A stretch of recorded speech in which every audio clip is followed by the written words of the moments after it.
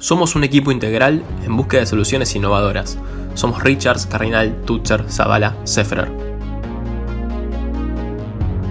Esto es Legalmente, nuestro podcast de actualidad jurídica.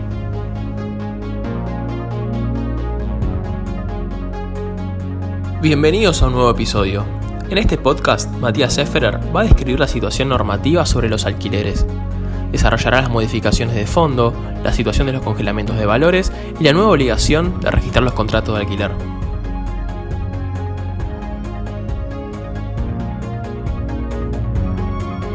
Hola a todos, ¿cómo están? Bueno, en los últimos meses se han producido muchas novedades en relación al tema de los alquileres. Salieron nuevas leyes que modifican aspectos de fondo, decretos que congelaron montos y que suspendieron desalojos, y finalmente la obligación de registrar los contratos de alquiler. El objetivo del podcast de hoy es repasar estos aspectos, para lo cual convocamos a Matías Sefferer, uno de los socios que integra el área de Real Estate del estudio. Bienvenido. Gracias Ezequiel. Sí, efectivamente en los últimos meses han habido muchas novedades, marchas y contramarchas, y nos pareció que estaba muy bueno tratar de sintetizar todo en un panorama y tener presente lo que se viene. Buenísimo. Bueno, te pido yo, para empezar, a ver si nos podés contar cuáles son esos principales cambios que trajo la ley de alquileres y cómo impactan estos cambios en los contratos de hoy, ¿no? Bueno, esto arrancó en junio del 2020, se publicó una ley, la 27551, que modifica normas sobre alquileres que estaban en el Código. Los alquileres hoy se rigen por el Código Civil y Comercial, y que entró en vigencia en el año 2015. Esta nueva ley modifica algunas regulaciones del código y trajo cambios importantes en diversos aspectos que por ahí podríamos dividir, como para poder ilustrar mejor a todo el mundo, en 4 grandes grupos. Los aspectos formales, algunos aspectos que impactan en el inquilino, otros aspectos que impactan en el locatario, en el locador, y temas generales que aplican a todos. Si bien todos los cambios o casi todos los cambios de esta nueva ley 27551 aplican para los alquileres de vivienda, la resolución de AFIP 4933, que vamos a hablar más adelante, y que es la que manda a registrar los contratos de alquiler, aplica a todo el universo de alquileres, o sea, vivienda, oficinas, alquileres temporales tipo Airbnb o otras plataformas, locales, hasta garage, puestos de gastronomía y también claro, campos, con lo cual es para tener en cuenta. Muy claro. Ahora, intentando ir de menor a mayor, sabiendo, claro, que algunos tienen más trascendencia y son más novedosos, te propongo a ver si podemos comenzar a desglosarlos y, en todo caso, ¿cómo podemos agrupar los cambios para que se entiendan mejor? Bien, empezaría por los temas meramente formales, digamos. Por ejemplo, ahora en materia de domicilio, las partes pueden establecer en el contrato un domicilio especial electrónico, un email, en donde se va a tener por válidas las notificaciones y las intimaciones que se manden las partes durante la vida de un contrato. Esto, la verdad que es bastante útil, si tenemos que, compararlo con lo que era mandar una carta de documento, que la carta de documento venga rechazada, maniobras por ahí del que la recibía para que la carta nunca llegue. Esto, teniendo un domicilio electrónico, incluso hasta se puede hacer una notificación notarial con constancia de escribano que está mandando el mail, y ya esto es una notificación fehaciente y eficaz. Otro tema formal importante que trae esta nueva normativa es lo que mencionamos hace un rato, la necesidad de crear un registro donde las partes van a tener que registrar los contratos de locación. Esto vamos a hablar más adelante, pero tiene efectos o impactos tributarios bastante importantes y sensibles. Pero después vamos a entrar un poco más en detalle. Después, como segundo grupo, tenemos varios aspectos que impactan sobre el inquilino o el locatario. Uno de los más importantes es el plazo. Antes el plazo mínimo legal eran 2, ahora son 3. Esto no es menor porque por más que se firme un contrato, por cualquier plazo que se firme, el mínimo es 3 años y el propietario no lo puede terminar antes ni puede pedir al inquilino que se vaya. Y si tenemos en cuenta que ahora la ley también va a determinar cómo son los aumentos, ya tampoco se puede pactar libremente el aumento, el tema del plazo pasa a ser a tener una relevancia no menor. Después, en materia de requisitos que se pedían al inquilino, la ley nueva ahora impide pedir al inquilino depósitos en garantía por un valor mayor al primer mes del alquiler.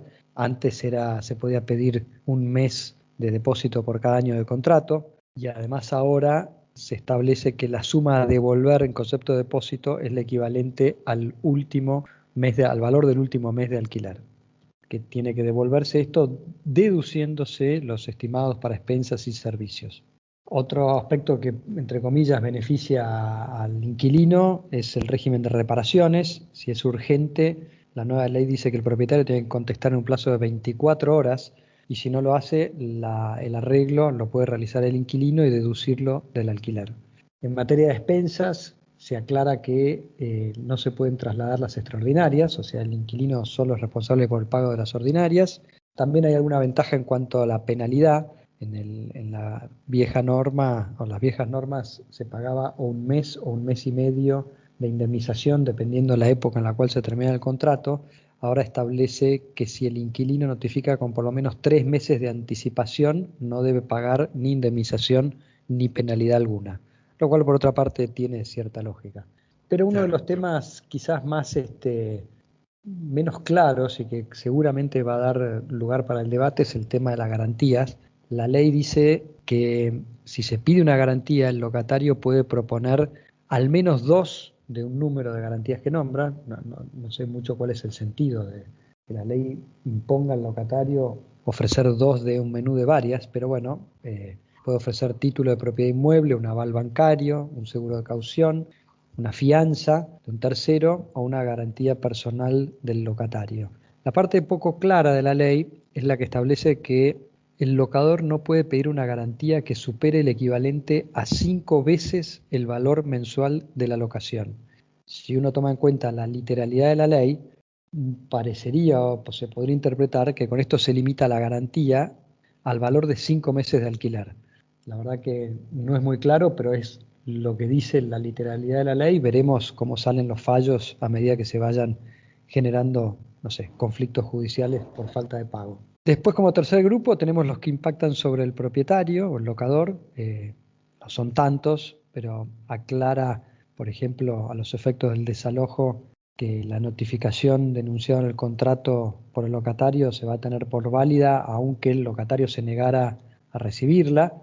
Y otro tema que también nos parece un poco controvertido es los mecanismos que establece ahora la ley determinando cuál es la actualización del valor locativo que puede pedir el locador. Todavía, aunque no parezca mentira, existen hay leyes vigentes que prohíben la actualización monetaria, la indexación, y esta ley por eso tiene una mención expresa que es una excepción a toda esta normativa que prohíbe la indexación o la actualización monetaria. O sea que esta ley, por excepción, permite la actualización de los contratos de alquiler, pero por otra parte establece que el precio del alquiler se tiene que fijar como un valor único por periodos mensuales, pudiendo realizarse solamente ajustes anuales. Y para estos ajustes, la ley establece que debe tomarse un índice que está conformado en partes iguales por el índice de precios al consumidor y por otro índice que mide la remuneración promedio de los trabajadores estables, que se llama RIPTE. Este índice lo elabora y lo publica mensualmente el Banco Central de la República Argentina, con lo cual, teniendo en cuenta que hay que ahora fijar un valor único por periodo mensual, que la ley dice que se pueden ajustar solamente una vez al año en base a un índice, veremos cómo funciona esto en la práctica. Un poco las estadísticas lo que muestran es que toda esta normativa ha influenciado a los propietarios para aumentar el valor o para directamente retirar propiedades de la oferta de alquiler y esperar a ver qué pasa y cómo funciona esto. Y después tenemos como cuarto y último grupo algunos otros aspectos más generales. Por ejemplo, la ley modifica algunas regulaciones sobre la actuación de corredores inmobiliarios y aclara que en las locaciones de inmuebles la intermediación solo puede estar a cargo de alguien que revista la calidad de profesional matriculado para poder ejercer corretaje. Y bueno, ahí está este tema de la obligatoriedad de registrar los contratos de alquiler, ¿no? Como parte de este último grupo que tiene consecuencias generales para todos, locadores, locatarios, etc. La ley así va adelantando, la ley es de junio del año pasado, pero adelanta un poco lo que ahora es la resolución 4933 de AFIP, estableciendo que los contratos de locación tienen que ser declarados y registrados por el locador ante la AFIP. Incluso más, se establece ahora que para iniciar acciones judiciales vinculadas a un contrato de locación, por ejemplo un desalojo, previo a correr el traslado de la demanda, el juez tiene que informar a la AFIP sobre la existencia del contrato para que tome la intervención que corresponda. O sea, la AFIP va a verificar que el contrato esté registrado en el caso de un litigio que tenga por causa un contrato de alquiler. Te voy a pedir que nos digas cómo trata la nueva ley el tema de la frustración del uso y si hay relación con el tema COVID. Sí, la verdad que hay alguna regulación específica en este respecto, el 1203 que regula del código, que regula la frustración del uso o goce de la cosa. En la vieja redacción del código esto era por caso fortuito o fuerza mayor, ahora es por causas que no sean imputables o atribuibles al locatario. En este caso, si la cosa locada no puede servir para el objeto del contrato, ahí el inquilino puede pedir la rescisión del contrato de manera anticipada, sin penalidad, o dejar de pagar el precio del valor, el canon locativo, por el tiempo que no pueda usar la cosa alquilada. Acá, en este aspecto, donde más se dio la discusión fue en el tema de alquiler de oficinas comerciales o locales, dado que por la pandemia no fue posible en muchos casos para el locatario usar el inmueble alquilado. Pero todo esto tiene matices, ¿no? Por ejemplo, el caso de las oficinas comerciales, donde la gente no fue o no está yendo a las oficinas, pero quizás la empresa ahí tiene instalados sus servidores. Entonces le da un uso, o recibe correo, o recibe correspondencia. Entonces se dieron varias discusiones. En general hay estadísticas bastante certeras que llevan los grandes brokers de oficinas comerciales de cuánto fue el promedio de la baja segmentado por distintas áreas que componen la ciudad de Buenos Aires, Corredor Norte, etc. Pero acá es donde más impacto tuvo el tema del COVID. Me imagino, y que los matices van a ir dependiendo de cada caso en concreto, pero está súper claro los ejemplos que nos diste. Te quiero volver un poco hacia atrás. Mencionaste en el comienzo algunos de estos aspectos de la ley que impactan o protegen al inquilino, por lo cual, si te parece, hablemos ahora un poco de estos decretos que bueno, con motivo de la emergencia sanitaria ligada al COVID, establecieron, en definitiva, medidas para proteger a los inquilinos. Y quiero saber, fundamentalmente, cuál es para vos el panorama que se viene por delante, ¿no?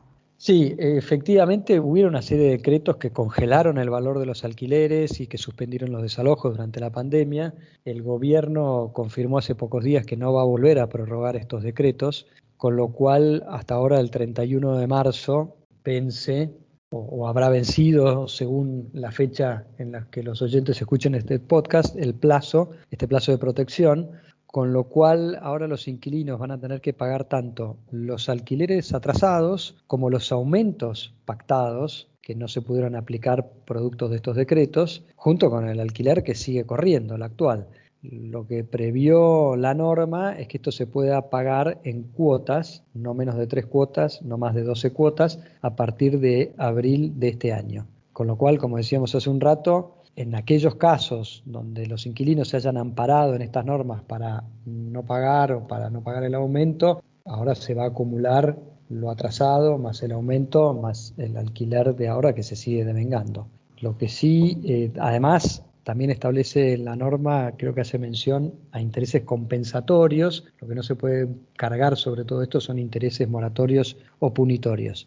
Las estadísticas, según entiendo, no han mostrado grandes morosidades en este tema, por lo menos durante el 2020, con un poco de incremento de la morosidad a partir del 2021 en adelante, así que es probable que surjan varias discusiones en este respecto. El gobierno para eso también previó unas instancias de mediación previa, donde van a tener que concurrir las partes para resolver estas diferencias. Pero eso es a grandes rasgos lo que creemos que va a ocurrir ahora en breve.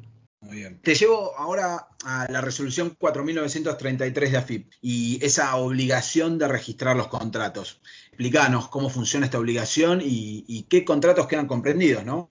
Sí, la resolución esta abarcó todas las relaciones locativas, o sea, vivienda, bienes inmuebles, la ley dice bienes inmuebles urbanos, pero también los arrendamientos sobre inmuebles rurales, todo lo que tenga que ver con locaciones temporarias de inmuebles con fines turísticos, por ejemplo, como mencionamos hace un rato, todo lo que es vía plataformas de alquileres temporarios. Incluso abarca las locaciones de espacios o superficies fijas, móviles, exclusivas o no, dentro de inmuebles, lo cual acá hace entrar a los locales comerciales, los stands en los supermercados, en hipermercados, en shoppings, paseos de compras, galerías, incluso entran los polos gastronómicos y todo lo que sean complejos comerciales no convencionales como ferias, mercados, centros de convenciones e incluso hasta garage. O sea, la resolución abarca todo el universo de las relaciones locativas. Perfecto. Te hago una pregunta. ¿Quiénes son los que están obligados a registrar?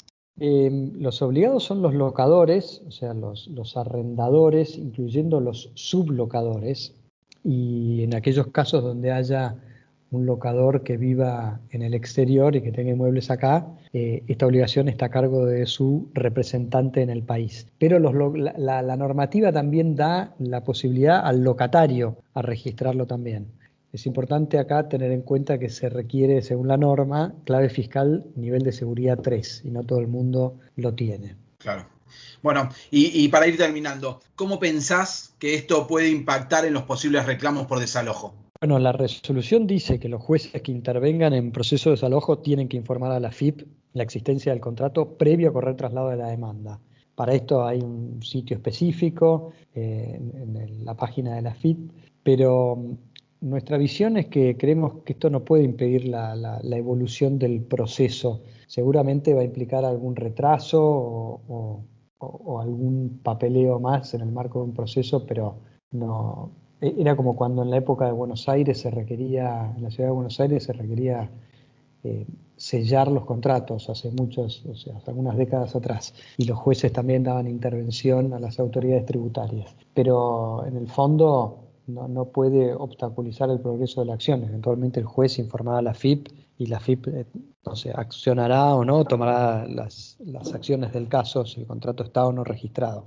Pero hablando de AFIP, digamos, y del impacto que tiene esto tributariamente, la inscripción va necesariamente a tener un impacto de orden tributario en los locadores, porque dependiendo del tipo de contrato van a tener que estar inscriptos en uno o más regímenes. Para empezar, en el régimen de ganancias.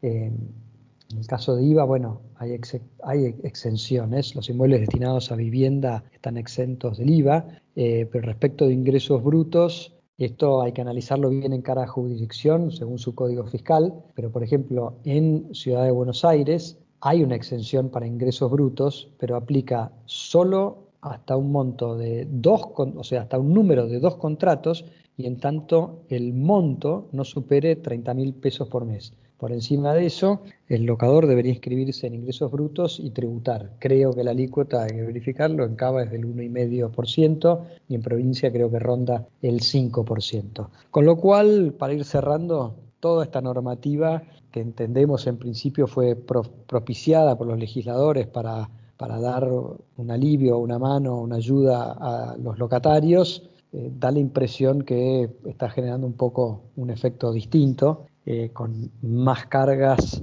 sobre los locadores, lo cual pareciera ser que el efecto es retraer un poco la oferta. Pero bueno, no hemos hablado de esto, pero la ley de junio del año pasado también tiene todo un capítulo destinado alquiler, digamos, para lo que sería vivienda social, que todavía no tiene regulación específica, pero bueno, veremos qué pasa con eso. Pero a grandes rasgos, estos son los temas que hay que tener en cuenta con todo este universo de normas que estuvieron saliendo los últimos meses.